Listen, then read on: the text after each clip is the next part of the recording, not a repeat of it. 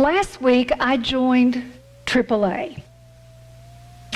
Having had excellent service from this fine establishment in the past, I'd really been thinking about it for some time. I just hadn't taken the time to do so. So I decided without delay anymore that I would Google the price of a yearly membership and just go ahead and bite the bullet and do it. I looked up the price, $66 for a full year, a few questions by a cheerful receptionist, and my credit card number, and I was a member of this auspicious club once again.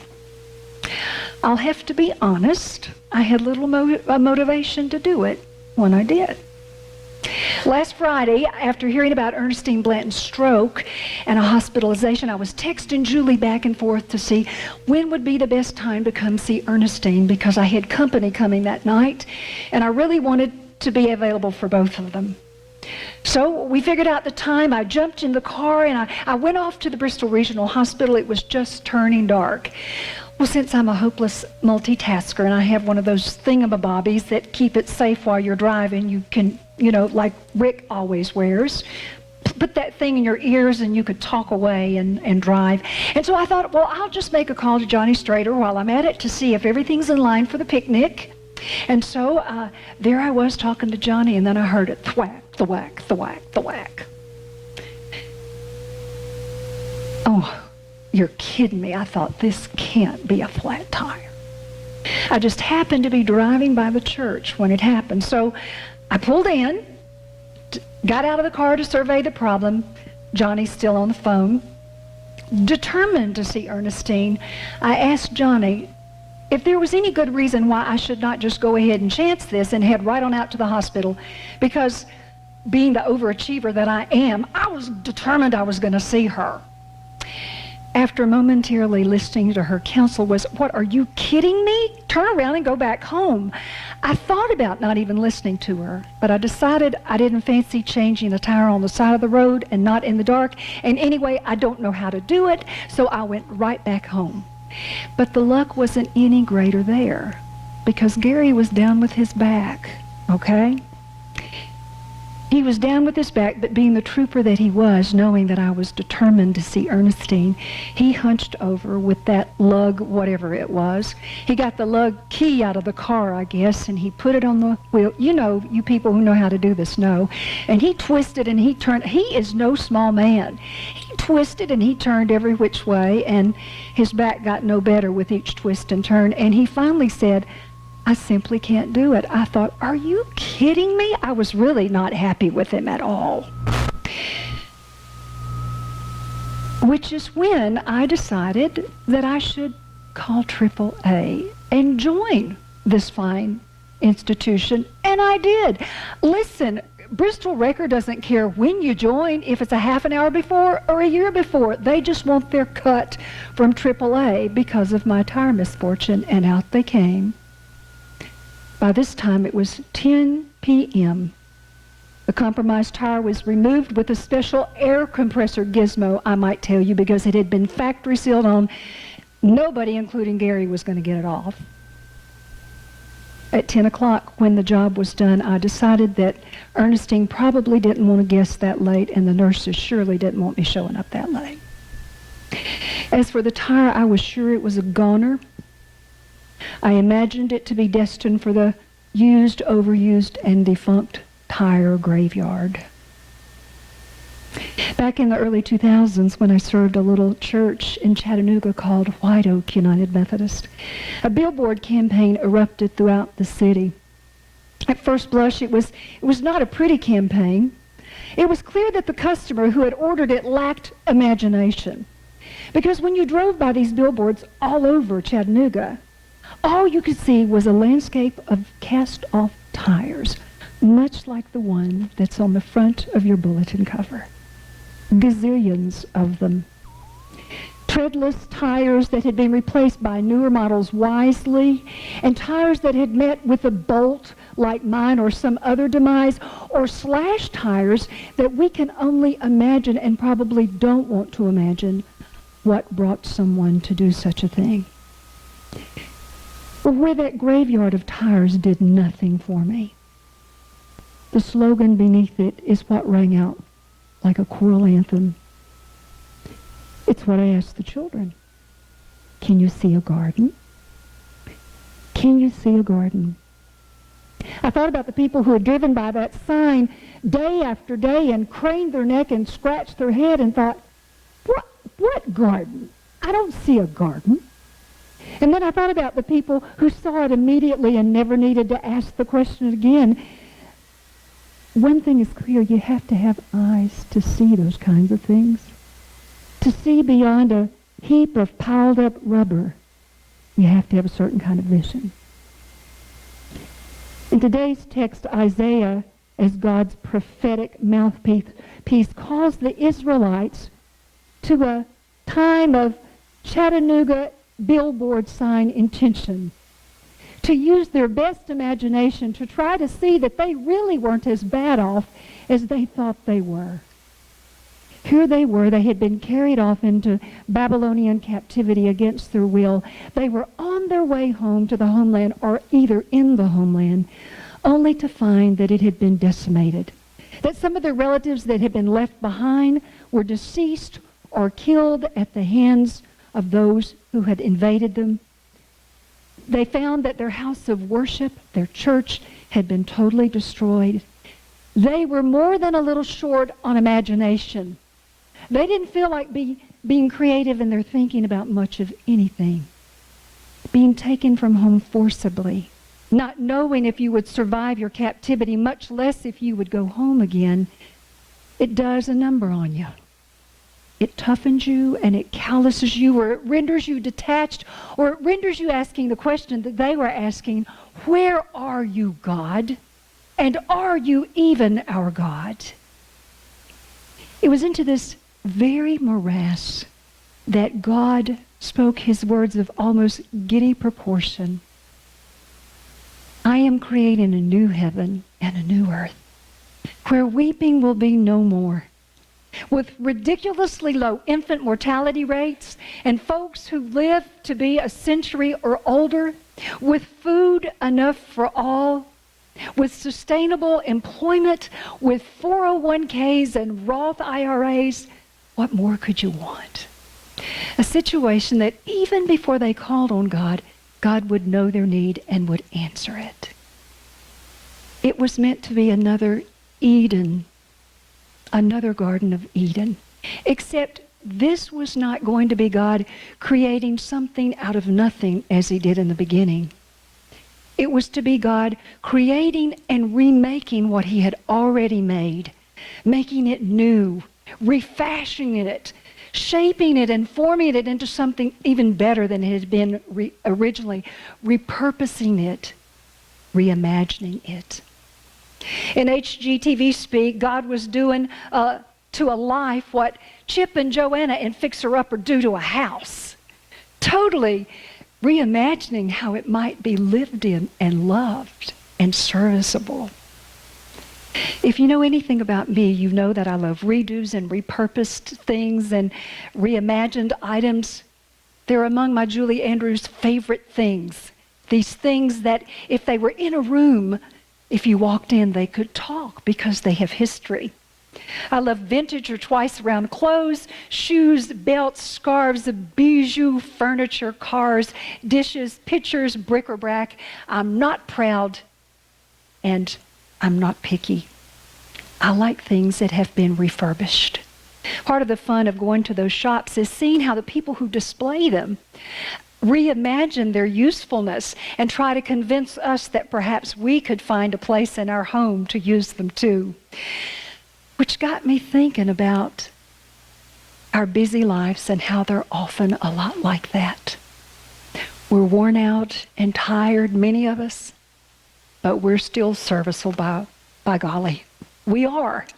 The body may not be what it used to be, but we still got some get up and go in us. We might be hanging around on a rack waiting for somebody to notice or propped off in a corner just waiting to be discovered, but we're up for a redo. We know we could be remade, reused, repurposed. I know some of you think, well, I've got some miles on me. There's not much more I can do. Some of you think, well, I'm embarrassingly overcommitted right now. But I'm not ready to be cast off in the tire heap, not just yet. I need someone who will recognize my gifts and my graces, and they'll call it forth in me and ask me to do something. I think that's what happened to Richard Rollins. I stood out here in the hall with him the other day. He was leaning up against the wall to steady himself, and he was squinting at me to look at me intently. And I said, Richard, why are you doing these bulletins? I know you don't always feel good. I know that it's an effort for you to come back and to catch a ride with Suzanne or one of us who's coming in or leaving and to stay extra time if you can't get a lift. Why do you do this? There's a lot of other things you could be doing. He said, because I love it and it's a way to serve. I said, is it because you're so meticulous and you like things to be done right? He said, well, maybe there's well, yes, there's a lot of that too. But he stood there and he named the reasons that he was not ready to be put out to pasture or thrown over in the tire heap. I think it's what Julie Blanton had happen to her. When she started to get more and more involved in the church, she began to reimagine what her day off on Wednesday could look like. Well, what if I just give more time to the church? I don't know if she knew that Carol had already pinned her and suggested her, but when I called her out and asked her, she said, well, maybe I could do that newsletter. And now let me tell you, she starts in that newsletter the minute the last one goes out. She's already started on the next one. Not only that, she's become a baker of communion bread. And she just gathered James Crussell right under her arms and brought him in and taught him how to bake some of that bread you ate last week. And then there's Kathy Wagner, who loves flowers. If you've ever been to her home, you know that all she does is go out and sprinkle her fairy dust and everything grows beautifully. And when Richard and I asked her if she would do the flowers, she said, now there's a certain way I want to do it. Now we were not too surprised. That's why we asked her to do it. And what she does is work with Pippin and they repurpose some of their flowers. And she insists that they look the way you want them to.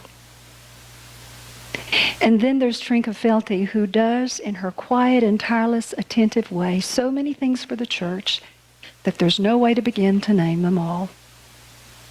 And then there's Brienne Hubbard, who was asked to lead a worship team meeting with 2 small children. And many times when she comes to lead the worship team while Nate's working, she pays for her own babysitter. Not the church, as we should. She pays for her own babysitter so she can be here and serve the church and model for her children what it means to love the church and serve it. I think that's what 80-plus-year-old Dow Strader was trying to say to me last week at the picnic when he cornered me like nobody else was there. I bet that's never happened to you with Dow. If he were here, I would say that too. He cornered me and said, I'm just tired of sitting around here. Isn't there something I could do? And I said, man, do you read your newsletter? We need somebody to help fold the bulletins. He said, sign me up. Who do I call? We repurposed Dow, and he and Richard can be meticulous together. There's 2 folks that I don't even want to be here on Thursday when they're doing it. Is this fold just right? I've heard him in there. I just left. I think it's what Cindy Carnahan does with any object that crosses her workshop or that she finds out in nature. She reimagines it and repurposes it as a thing of beauty. If you've never seen some of what she's done, just get on Facebook. And often she abandons her art anonymously so that someone else can be blessed by it. It's what Mary Jane Bradbury does every time she creates a worship scene for us out front, or what quilters Beverly Basham and Sue Dietz do with just a simple piece of fabric. Make it something that's utilitarian and loved on for a lifetime for many. It's what Donna Kilday does with a sewing machine, and what Dean Chafin and Dick McCallum do with wood. It's what Suzanne Goyette does with our children, what Bobby Wright does at the food pantry, or what our trustees do with an aging building, or our finance team does with cyclical giving and bills and ministry needs. It's what counselors do with couples in crisis, reimagine what their life together may look like. It's what addicts do in NA and AA and OA. They try to re-envision what a healthy self could look like. It's what Alan and Karen Hale are doing with LC as they lovingly provide care for him. It's what Helen and Tim Harklegrove do for each other as Tim's accident have committed them to each other in an amazing way.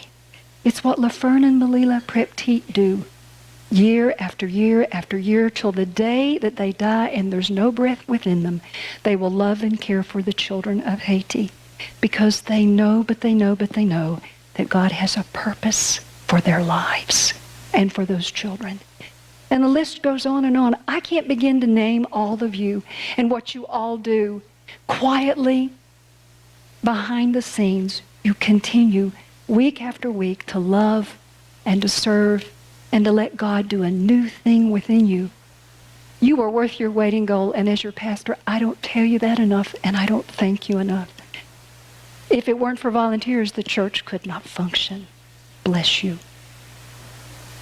Repurposing is not only for individual lives, but also for the church. I think God bids us to do that. I think we have to continue to imagine ways that we are in ministry and reimagine ways that we are in ministry with those of you who are here so that worship continues to be a satisfying and inspirational time when we can come together and we get charged up by each other, charged up by the Spirit, charged up by the Word. But I think the church also needs to continue to try to find ways to be meaningful and to try to be purposeful again to people who have long since left the church. Those who called themselves dones. They're done with church based on what they've seen or what they felt or they didn't see or they didn't feel, and there are plenty of them out there. We've got to continue to ask the question, what would it take for them to be excited again? And then we've got to continue to think about those who are nuns, who don't even think they need the church, much less God. That is the call of the church. To reimagine how God can be recreated in every soul, those in the church and especially those outside of it. For those who fear that the mainline church and our United Methodist Church and our church has lost its way and it's as good as out in the tire heap for all the different issues that we're dealing with these days, I invite you to look for the garden, because there is a garden within. To use your imagination to know that God is always in the business of creating and recreating. And it doesn't matter how used up you feel or how used up and tired you think our congregation may be, or old or off track or moving in a different direction than you had thought. God can redeem it and use it for good. Repurpose it, reimagine it. I've said to you many times, and I believe it with all of my heart, the gospel never changes. Never. But the means by which we deliver it must change with each generation if we expect for its message to be heard. Do you think the organ was always a part of the church? Do you know when the organ was introduced to the church, people called it that demon instrument? They did. Do you think altar pyramids have always been in place and priestly vestments? Do you think that people have always been about wearing their Sunday morning finery, Sunday morning clothes, or that there have always been oil candles and acolytes to light them? Do you think there's always been a baptismal font? Or chrismon trees? Or female pastors, for Pete's sake? All of those things have come along as new traditions have been introduced into the church. So if an electric guitar or an electric keyboard or visuals or screens or social media or an old kids group or a cooking, art, or kayaking class or a Blackbird Bakery music night can reach someone who feels disconnected, who's questioning the existence of God or the relevancy of faith, then why not do it? And why not do it in and through the church as an arm of the church? As I read the Bible, it's incumbent upon us as disciples to study and read and interact with this new generation and countless other folks who are not here, to find out how to best reach them and how to best offer them the life-changing message of Jesus Christ. Jesus spent most of his time not in a building made with hands, as lovely as this is, and they are. Jesus spent most of his time in the marketplace, out in and among people, studying people, engaging them, loving them, healing them. And often, He spent time with the ones who'd been cast aside to the tire heap. Those he spent time with most of all. Can you see your garden? Then crane your neck and look a little harder. For heaven and earth's sake, pray for the vision to see it. In the name of the Father, Son, and Holy Spirit.